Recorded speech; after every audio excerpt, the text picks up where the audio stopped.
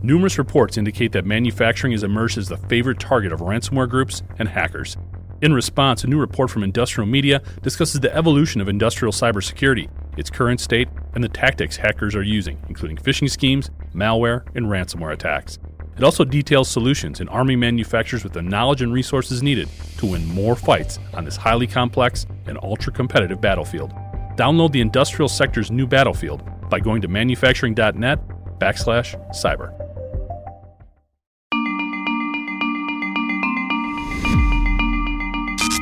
Hi, I'm Jeff Ranke, Editorial Director of Manufacturing.net and Manufacturing Business Technology. Welcome to Security Breach. As we've discussed numerous times on Security Breach, terms like change, evolution, and constant are more than just buzz terms. They're a simple reality of working in the industrial OT space. And whether we're discussing threat actors from Stuxnet to Lockbit, tactics from social engineering to double-extortion ransomware, or vulnerability sources ranging from weak passwords to embedded secure by design concerns, the ever-expanding attack surface is a constant reminder of change and the evolving nature of threats. Here to offer some insight on this and other industrial cybersecurity challenges is Michael Haase. He has an extensive background and personal experiences to draw from in helping us to understand all this change and what it means as we look to grow and improve our cybersecurity posture. Michael, thanks so much for joining us today and welcome to Security Breach. So, hey, just to get things going, maybe you can tell the audience a little bit about yourself, some of the things you've been up to lately. Yeah, on the industrial side, done various things over the years. Probably my first real introduction to industrial automation in general was Y2K work on utility plants back in the 90s.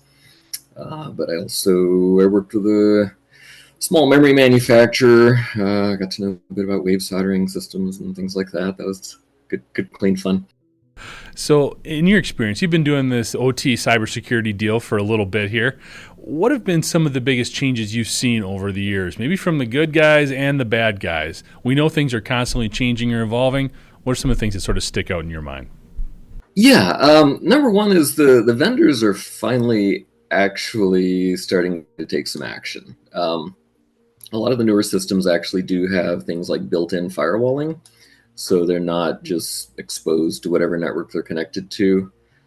The challenge, of course, is the new systems are expensive. So there hasn't really been much effort to retrofit any of those solutions to existing older systems, if those older systems are even still in support. As far as the bad guys go, much of the work, if you will, has really been more about just taking advantage of vulnerabilities as they exist, kind of as a stepping stone to get to other things.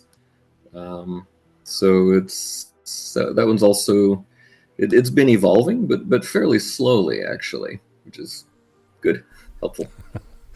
Yeah. You know, one of the things you mentioned there, you said you had a background in working with utilities. That's something that's definitely been in the limelight lately. We've seen a lot of things coming out stemming from an Israeli PLC attack.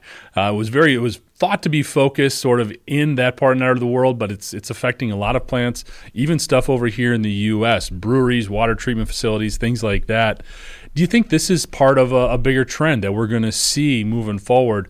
They started with some of this secure infrastructure, and it's crept into a lot of these manufacturing ICSs.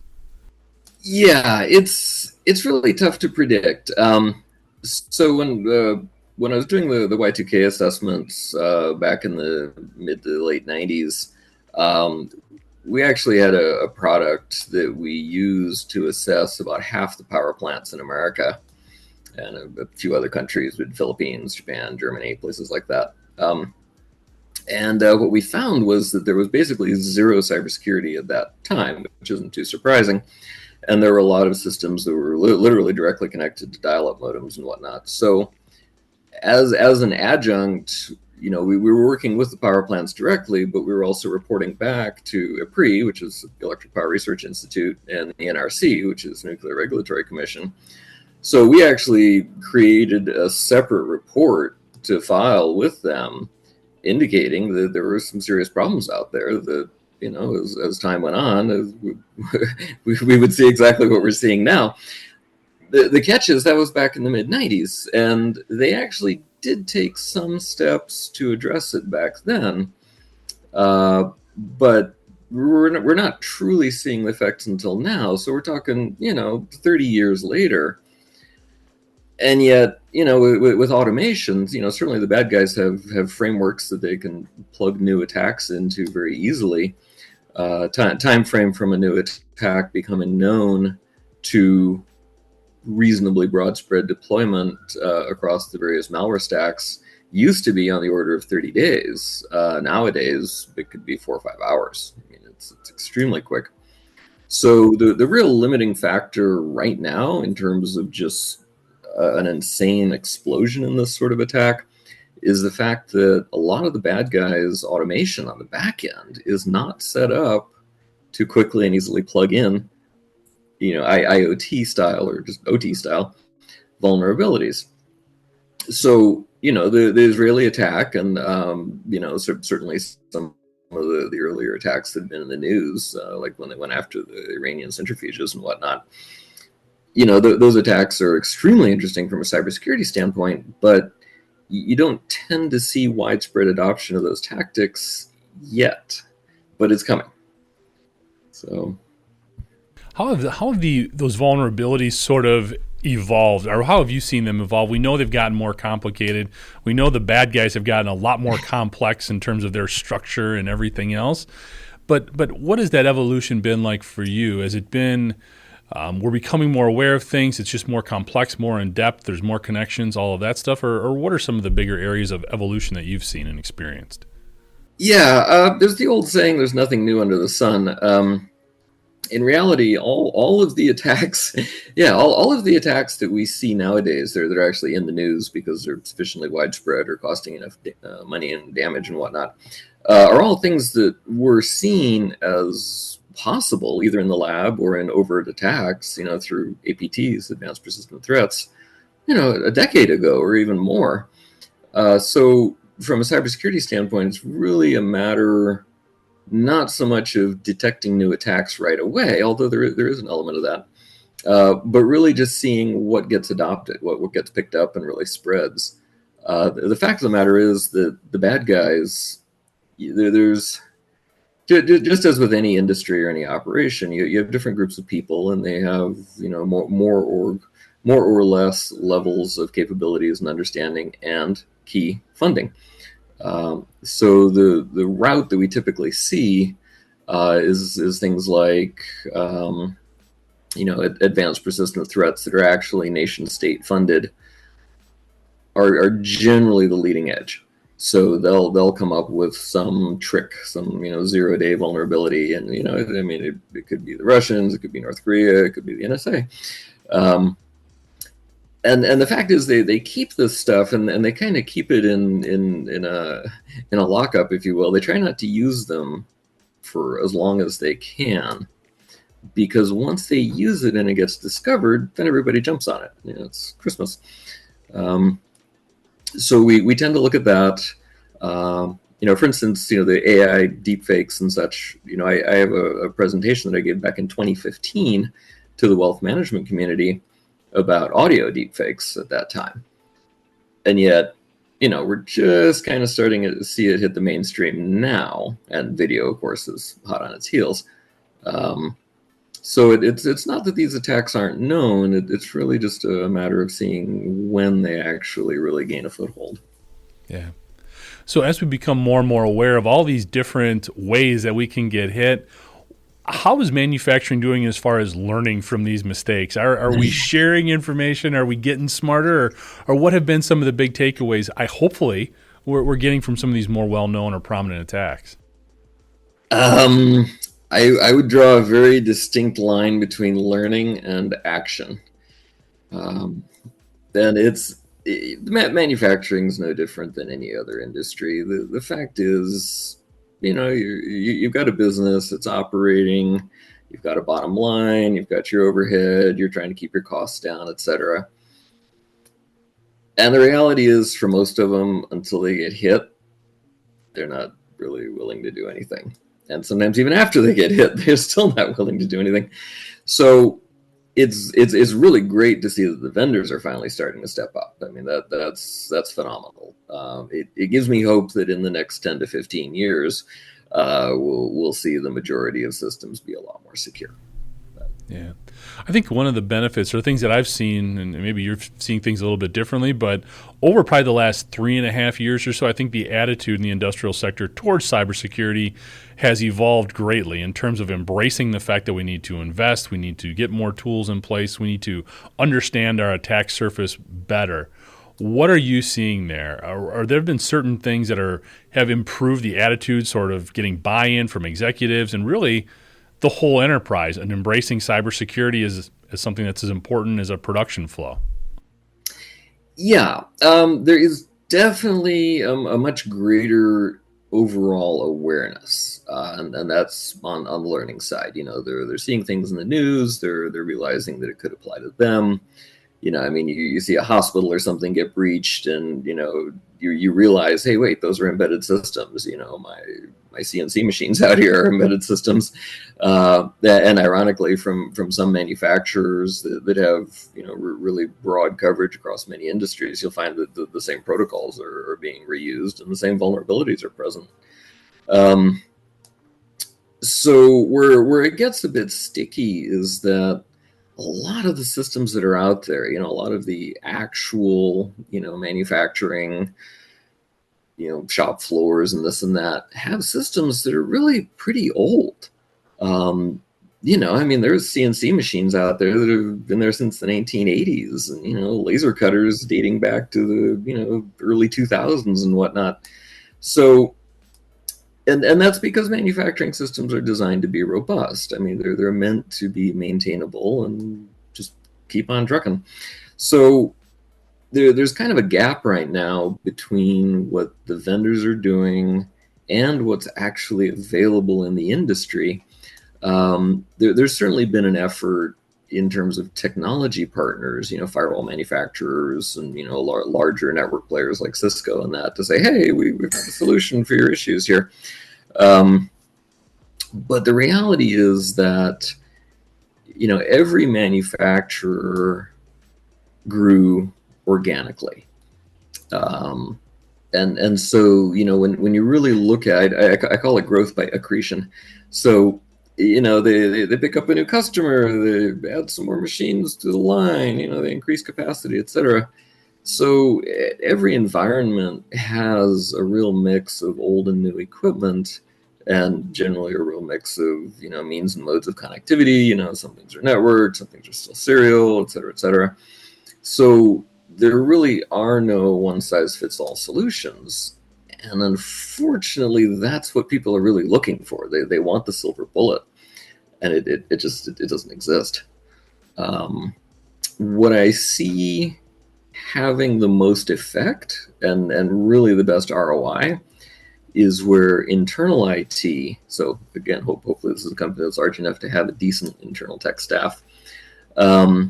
Really understand the problem and are able to work within the budget that they have. One of the biggest tools is simply balkanization.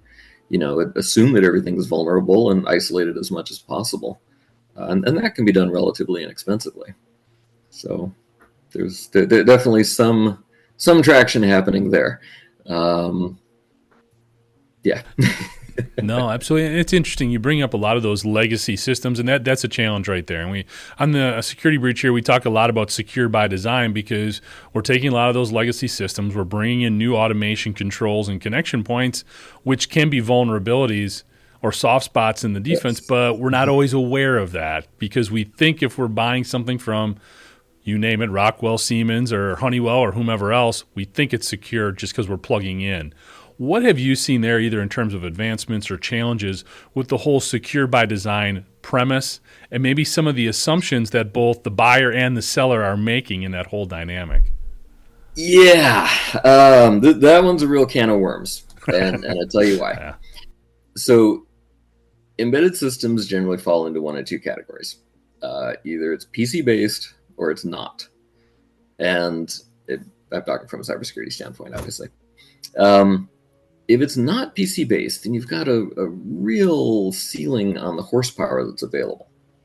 So, whether your system has a control module that's present at the unit on the shop floor, or whether it's a remote system, it's a PC sitting over in the, CAD office or whatever. The fact is your attack surface is really quite variable, and the vendors have different ways of approaching it. So, let's take an example of an older legacy system, and then we'll say it's one that's still under support, and the vendor is willing to work with it and come up with a new control for it. You'll have a system that originally might have had a very simple 8-bit or 16-bit processor, or a couple of them, just handling some basic sensors and position management, things like that. Even things like video inputs probably get sent back to a remote processor of some kind. So the system itself, even though it's connected, is fairly simple. And the problem is there's really not a lot of available compute power at that system to do anything with. These systems were originally designed to be as cheap as possible, really. I mean, when you come right down to it, the vendors are no different than the manufacturers. They're trying to keep their overhead down. So you have a couple options. You can either actually re-architect the system, or you can add something else in, a separate physical firewall, something like that. The catch is that when you're actually out on the shop floor, most manufacturing environments are really noisy. And by that I mean RFI and EFI. So, it's not just a matter of swapping out boards or adding some RAM or doing whatever. There's a lot of testing and QC that's required to ensure that the system's actually still going to be reliable after you're done making those changes. And so what some of the manufacturers are doing, and this makes sense especially for newer equipment, they're isolating the systems, but the point of isolation is actually remote. So, you've got your serial cable, you've got your fiber optic link, whatever, is going from the system to a remote module of some kind. Now, that could be a physical firewall, it could be a serial dongle in between that's watching what's going across the wire. More typically, it's just a PC, and they're just adding it on in software. So the catch there, though, is all of these things require expensive changes. So, any industrial system, even small changes can make a big difference in the efficacy and what all features and functionality it has, and can cost quite a bit. Even if you're off the shop floor, though, you've still got a reliability question, and you've still got a security question, because that system probably is directly attached to the network. So do you trust the local IT staff's own cybersecurity? Do you implement your own? If you implement your own, do you contract it out? Do you build it internally? There's a ton of variables, and they all cost a lot of money. That's the problem. Well, and kind of what you're talking about are segmentation strategies, correct? Yeah, in terms of exactly. Of trying to isolate that. And I think there's a couple of different challenges that we see here in the industrial sector, and I'd like to get your take on it. The first of all is just visibility into what are all my connection points, what are all the assets that I have to secure. And that's a huge ongoing challenge. The others, as you said, cost, and more specifically, getting buy-in from folks sort of up the food chain to support a lot of these initiatives. What have you seen there in terms of either growth, challenges, whatever, in terms of getting better visibility throughout the attack surface, and also getting a little more support financially to support a lot of these cybersecurity initiatives? Yeah, the financial support's really the biggest one. The fact is, none of these things improve productivity at all. In fact, sometimes they cost productivity, either through downtime for retrofits, or simply, you add an update to a system, makes it more secure, and it also runs slower. And so, yeah, you've got your operators here banging on the thing in frustration, going, "Come on, this thing used to load in 2 seconds, now it takes 12." So, and the other challenge is there was a period of time. Really in the early 2000s, so a little more than a decade ago, where there were a lot of very simple serial interfaces. And Sun Microsystems did a really good job of pushing Java out. And so there was this kind of period where a lot of vendors were migrating from very simple text-based interfaces on the shop floor to generally Java-based sort of web interfaces. The challenge is that basically anything that was deployed back then is woefully vulnerable, but it does not have the compute power to be secured really at all.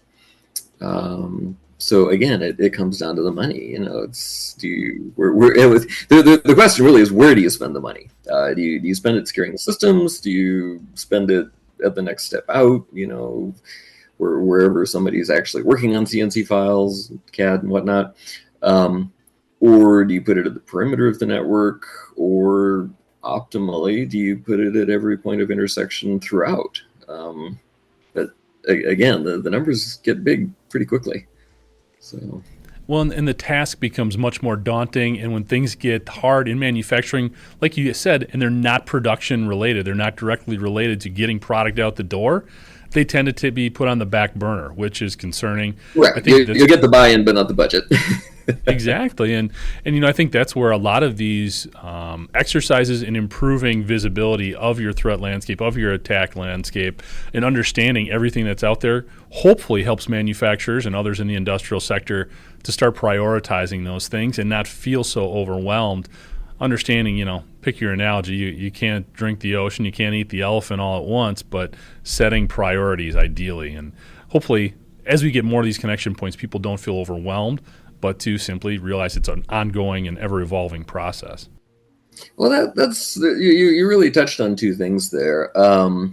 One is, what's the best ROI for $1?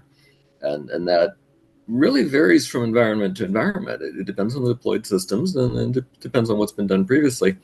The other catch is that it's very easy. I shouldn't say easy. It's relatively simple to get buy-in and budget for a one-time action. But the fact is, cybersecurity is ever evolving. So it's, this is a recurring need every year. And as you say, there is downtime and there is risk too. Vendors will put out updates and there may be bugs or maybe new vulnerabilities. It's hard to tell. Yeah. Another thing I'd like to get your take on here, Michael, again, looking at things have changed over time. The biggest attack issues or challenges, the types of attacks that manufacturers and industrial security deal with. People are going after data, obviously. That's always been an issue. The denial of service attacks are a huge concern, obviously, when you're an operationally focused enterprise. And ransomware. Again, it's been around forever. When you look at those things in terms of priorities, in terms of defending against, and then also having a good response plan for them, how would you sort of try to prioritize? I know this is it again. It will vary on the environment and everything else, but generally speaking, maybe how have you seen things change, or how would you try to establish some of those priorities? Really, impact mitigation is what it comes down to. I tell people that really nobody should get ransomware nowadays. It's a well understood threat. We have lots and lots of tools for detecting it and stopping it before it's an issue. But, those tools cost money and they need to be deployed properly, et cetera, et cetera. So, in the grand scheme of things, you really come back to having to assume that anything and everything is vulnerable and will be breached at some point, because cybersecurity is not 100% ever. It's a bottomless rabbit hole, and you're just looking for the lowest hanging fruit, and anything after that is risk analysis. What are the odds that XYZ is actually going to happen, and what's the impact if it does happen? So that is a good question. Certainly the people factor is a big one, but the fact is it doesn't matter how much phishing training and whatnot you do. In any group of people, there will be a small percentage that simply don't think that way. They're extremely good at whatever it is they do. And the reason they're extremely good at that is because they do think differently. But it also means they're more vulnerable. So a lot of these things, the fact that there's even a need for phishing training, I personally consider a massive failure on the part of the technical community. It's like, look, this stuff's been around for decades. Email has never been secure. Why? How have we not fixed this yet? We're supposed. This is literally our job as IT people.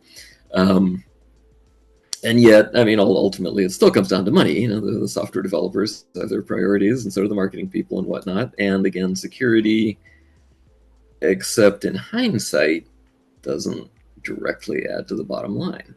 It's a cost. It's not a profit center. Yeah. It's an interesting ongoing challenge. You made an interesting comment about we should never get ransomwared. What's kind of your thought behind that? I guess because I think there's a notion in ransomware you go one of two ways. Either if we get hit, we're not paying it, we're sticking to it, we've got our data backups and everything else. Or, you know what, I'm going to pay this, get it out the door, hopefully learn my lesson so it doesn't happen again, but I need to move forward. So what do you think are the biggest sticking points on why ransomware continues to be such a repeating issue? The majority of the issue is simply old infrastructure. And a lack of budget. However, having said that, I would say that one should never, ever be prepared to pay. Because the fact is, ransomware still makes a lot of money. And there's a lot of folks out there that would really like to make a lot of money very quickly and easily. And so there's a lot of ransomware that is simply buggy. It's just software. There's human beings dealing with it, and no offense to the ransomware authors, but their QA is probably not as good as a corporate Fortune 500 software developer. So there's been plenty of cases, and continue to be plenty of instances where people paid the ransom and either didn't get a key or the key didn't work, or you can't. But put it this way, if that's your approach, you're depending on the technical capability of the bad guys. And that seems really risky to me. Yeah, absolutely. So let's shifting gears here a little bit, Michael. Let's talk about some of the trends and some of the bigger issues that we're talking a lot about when it comes to industrial cybersecurity.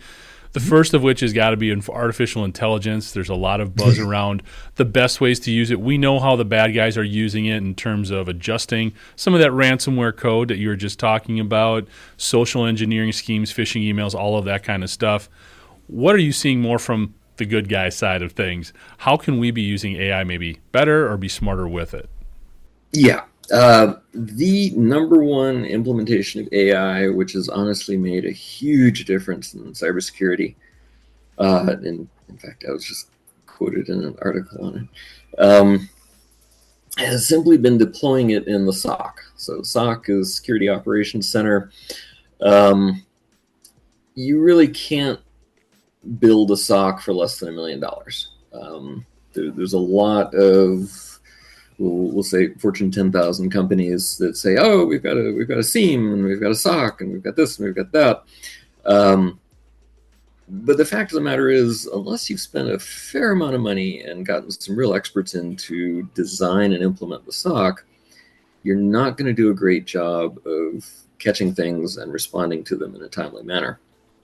Fortunately, there have been a lot of third parties, including third-party cybersecurity vendors, who have done a very, very good job of implementing their SOCs, and you get that service as part of your deployment of their software. So in terms of endpoint security, there's actually some really good solutions out there now which depend heavily on AI on the back end.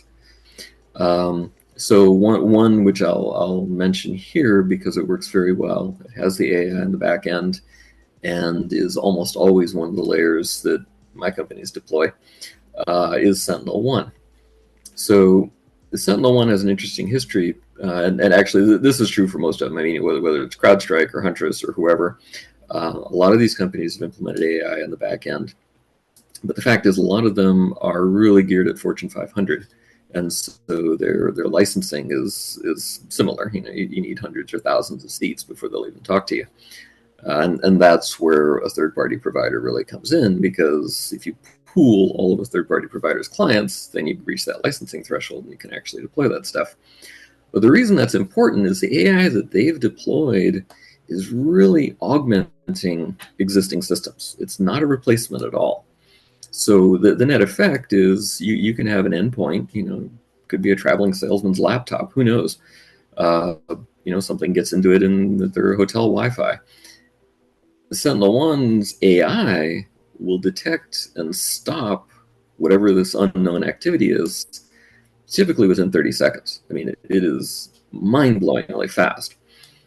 And then with the SOC on the back end, with 24/7 manning, you've got a real human being looking at it within typically less than 5 minutes, which is that's amazing. I mean, that's how ransomware gets stopped. It gets detected and it gets cut off at the knees almost instantly.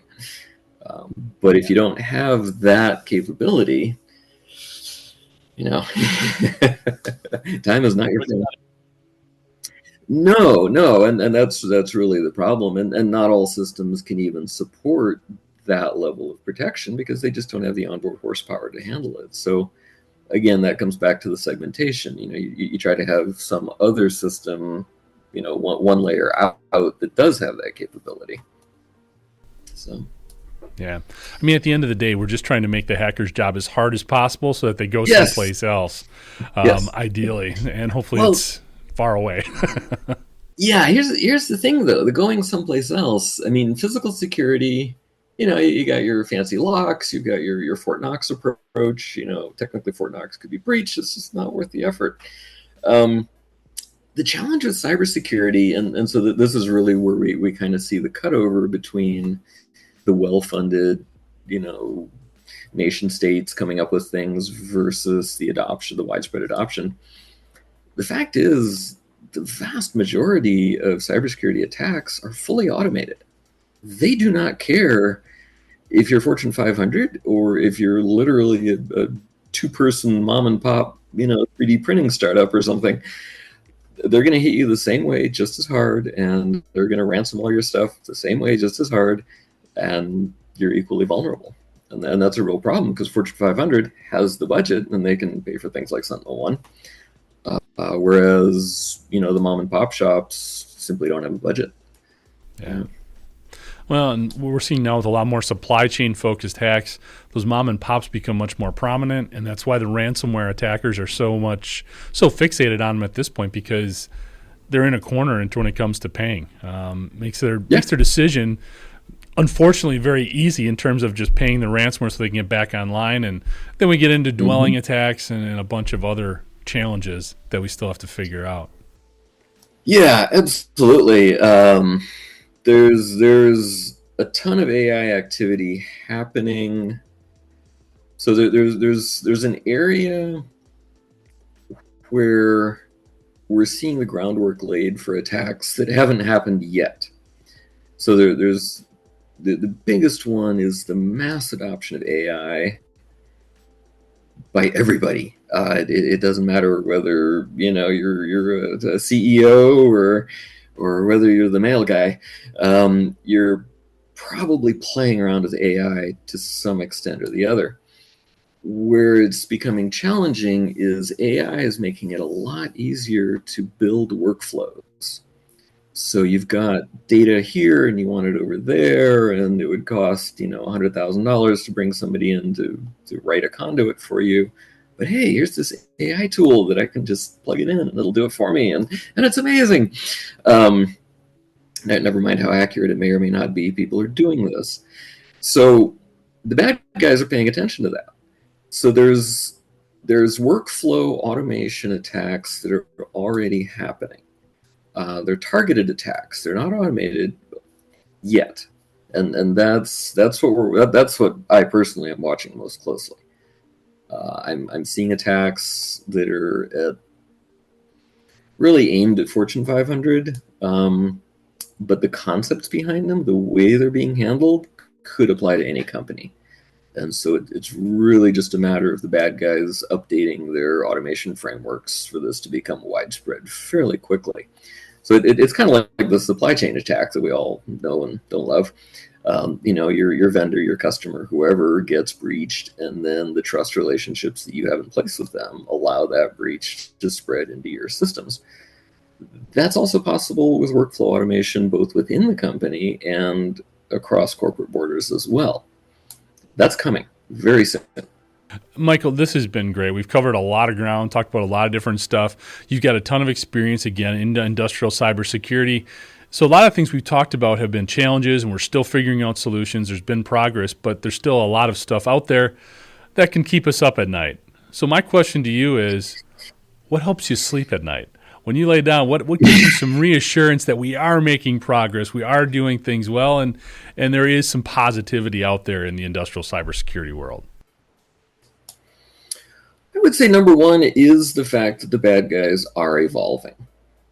If we weren't getting to this stuff and responding to it and coming up with mitigations and tools and technologies, they wouldn't have to evolve.